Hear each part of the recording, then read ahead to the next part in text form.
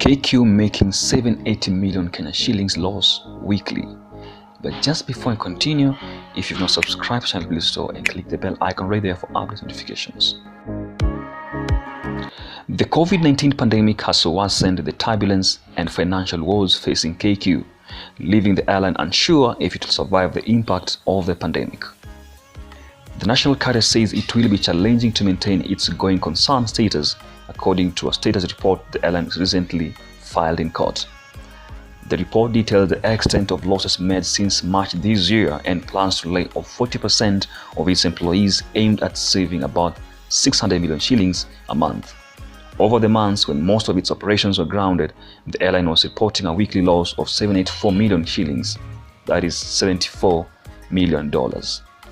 Kenya Airways also expressed fears its suppliers might move to court to recover unpaid dues, which could trigger a series of events, including a worst-case scenario: liquidation. KQ owes suppliers 22 billion shillings, which has ballooned from 17.5 billion in March. The airline says it is also running low on cash reserves in the bank and fears the money might not last for a month. The report was filed in court as the airline sought to justify a move to lay off some staff in a case where the Kenya Aviation Workers Union wanted the court to stop the airline from implementing its downsizing exercise.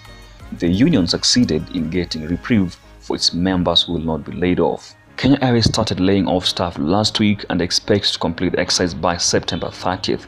Despite having started its operations in local and international markets, KQ does not expect recovery until 2023, in line with global airline industry expectations. However, the airline is expecting further disruptions in 2022 due to polls, which usually slows down business, especially travel. When COVID-19 hit Kenya in March, the carrier grounded nearly all its operations and was left with the cargo service, which had not been a major revenue earner. To better illustrate this decline, it is worth noting that before the onset of COVID-19, KQ operated revenue of approximately 2 billion shillings per week. The onset of the pandemic has seen these revenues shrink to 300 million shillings per week, which cannot cover the operating cost of the airline, leaving KQ at a weekly loss position of 745 million shillings, stated the carrier in the report. This adds up to a monthly loss of 3 billion shillings according to KQ. It further projects that at the end of this year, the carrier will have lost 35 billion Kenyan shillings. KQ has a cash balance of 159 million shillings as of the end of June 2020, which it said could not last it another month.